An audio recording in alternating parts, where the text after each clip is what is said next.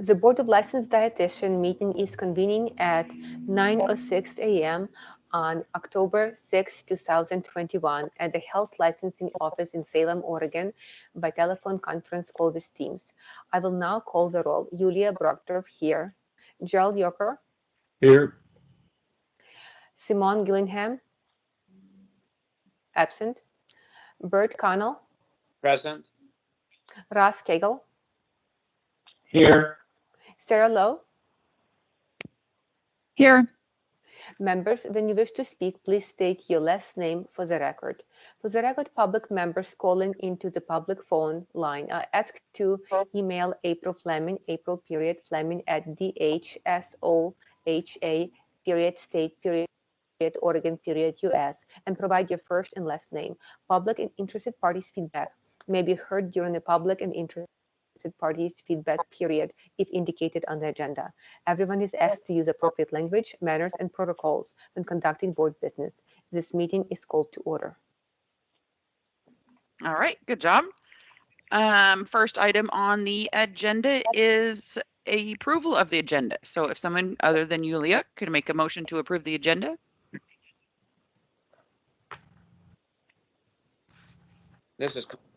I move the acceptance of the agenda. Anyone to second? This is Lowe. I'll second. A motion has been made and second. I'll call the roll. Yulia Brokdorf, yes. Gerald Yoker? Aye. Bert Connell? Aye. Ross Cagle? Aye. Sarah Lowe? Aye. The motion has been carried. Excellent. So this is Sylvie. So for the meeting dates for 2022, we've picked out two dates, April 20th and October 5th. That sounds good.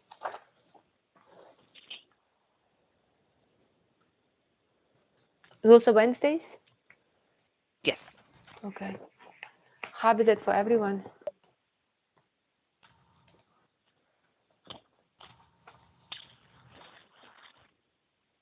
Okay, no conflict. Okay.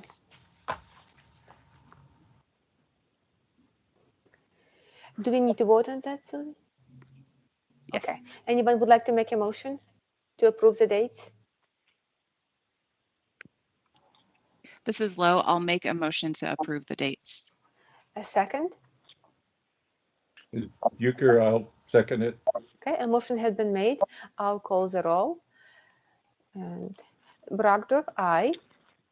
Yoker? Aye. Connell? Aye. Cagle? Aye. Lowe? Aye. Okay, the motion has been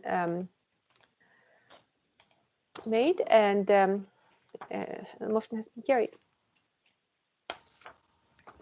All right, so this is Sylvie again. Next item is chair and vice chair for next year. Does not mean you have to change it. You do have to vote every year. So I was looking at terms. Yulia, you go till 25, so there's no need to address that. Simone, who is vice chair, her term currently goes through February of 22. However, that's her first term. So if she was like to, and she's not here to obviously talk for herself, but she's on her first term. So as long as she's willing to serve another term, she can stay as vice chair, but that's kind of up to you guys. She's not here to give her input. You do not have to change it, but you do have to vote. So you guys go ahead and talk or ask me any questions if you need to. Sure. Anyone would like to be a chair? If not, I'm happy to continue. But if someone would like to be a chair, I'm very happy to not continue.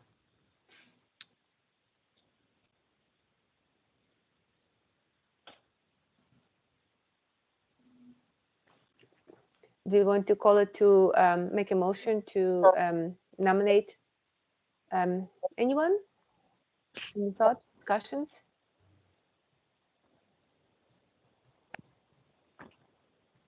Can we just make a motion to keep things as is? You can. Yes. Would you like to make a Okay. motion? I will. I would like to make a motion to keep chair and vice chair as is. Okay, any second? Okay, we'll second that. Okay, a motion has been made and I'll call the roll. Bragdorf, aye. Yoker, Aye. Connell, Aye. Kegel, Aye. Lowe. Aye. Okay, thanks. All right, this is Sylvia again. We're now on report. So director's report. Just a couple little things. So let's talk a little bit more about terms. So I'm looking at the sheet right here, and it looks like, Bert, you are coming up on the end of your second full term. That's right. That's right. So March 23rd of 22, which is prior to our next board meeting. Right. I don't think we currently have any interest forms on file. So as long as you're willing to serve until replaced, you may not be replaced in order before the April meeting. So we might want to say thank you for serving now, because if he gets replaced, we won't see him in April. Right. Thank you, Bert. Yeah, because Bert, when did you start? I think you started back in, 15, was it back in 2000? I think it was 2014. maybe 14. Yeah. Uh-huh. I think it's been a long time. Yeah. Yeah. Gotten older here, Yeah. but I'm willing to continue as long as I want to replace me. Perfect. Thank you, Yeah, Bert. and Paige will be in touch. Paige is on vacation this week. Surprising. But she will be in touch. She'll let you know. So I'll let her know that you're willing to serve until replaced. And then she will reach out and start let you know whether or not the governor's office has appointed somebody. Because even if there is interest forms, it still comes down to the governor's office appointing somebody, and that's a whole official process. And so that may not be done by the April meeting. So hopefully we'll see you in April, but if not, we all really appreciate you serving. So Thank you. It's been a pleasure. absolutely. And then I'll also have Paige reach out to Simone about, which she might have already done so, but about getting her reappointment paperwork getting in there. So other than that, the office is getting another program. So genetic counselors is coming on effective January 1. So in December, we'll start accepting applications, but then we will be up to 17 boards and programs. So you guys are one of 17. So we continue to keep growing. So, and then I'll just move right along. The next item is the COVID-19. So we originally had, the governor had scheduled us to open in September. With the Delta variant, that changed. Now she has us scheduled to open January 2nd. Obviously, January 1st is a holiday. So January 2nd, our doors will open back up. So we're currently open by appointment only. So individuals who need to come into the office, whether to do an exam or to do something with us, have to make an appointment. You cannot just walk into the door. So hopefully that will alleviate that, allow people to be able to walk in the door come January 2nd, as long as no other issues occur, and the governor might postpone that. But hopefully with her vaccine mandates and all that kind of stuff, things will still move forward with the January 2nd opening. So any questions on that? No? All right, let's move on. So licensing and statistics. So you should have gotten in the materials. Let me get over to I'm on slide 13 of your materials. And this just shows on average how many licenses were issued for the quarter, or not an average, a total by quarter of how many licenses were issued. We'll get to the slide that will show your growth, which is really nice looking. This next slide shows the licenses renewed. Blue is paper and yellow is online. And I do believe that's switched because you guys are mainly an online renewal. I just think that the title there is backwards. Next slide shows broken out by age and gender. So it's a female dominated field. You do have one individual who's over the age of 82 who has an active license. You have 18 individuals who are between the age of 18 and 25.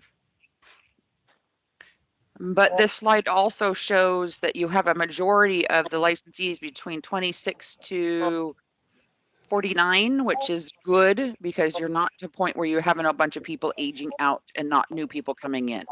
We have another board where everybody is mainly over on the right-hand side and they have very few on the left-hand side, which means a lot less new people coming into the profession. So this is a good looking picture for you guys.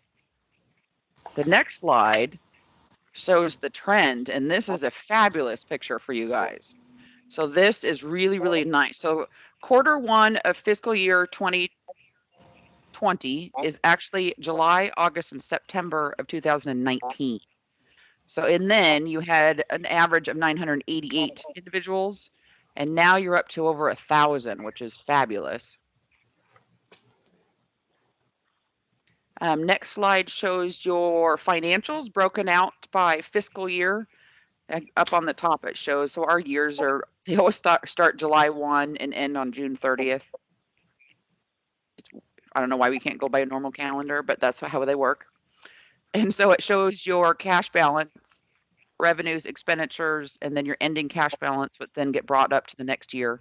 So it just keeps rolling forward. Just shows that all of your revenue stays your revenue, your expenses. You're pretty steady on your balance, which is great. It's nice to have that kind of a balance because if we have a case that ends up going to a hearing or a trial, it will suck that up really quick because that gets very, very expensive. Hopefully we never have that, but that's why we want a good cushion there. We don't want the revenue to continue to be more than the expenditures. They're pretty close, pretty consistent. So that's looking really good. And for those of you like Bert who've been around for a very long time, know that we have lowered the fees over the years. So we lowered the fees in order to get this where the revenue and expenditures are pretty much consistent with each other. So when this board was independent prior to moving to us, the fees were a lot higher than they currently are. So any questions on that before we move on? Nope. All righty. Next up is the regulatory report. So I'm on slide 19 if you're looking at your materials. And Bob, you want to go ahead and talk about this one? Hi, good morning, everybody. Bob Bothell for the record. So as you can see, if you have, you're on the right page, we have 2 cases open and we're going to discuss 2 cases today. So that will be 0 all across the board, which is good news as well. That's about all I've got for this report, unless somebody sees something in it they would like to talk about.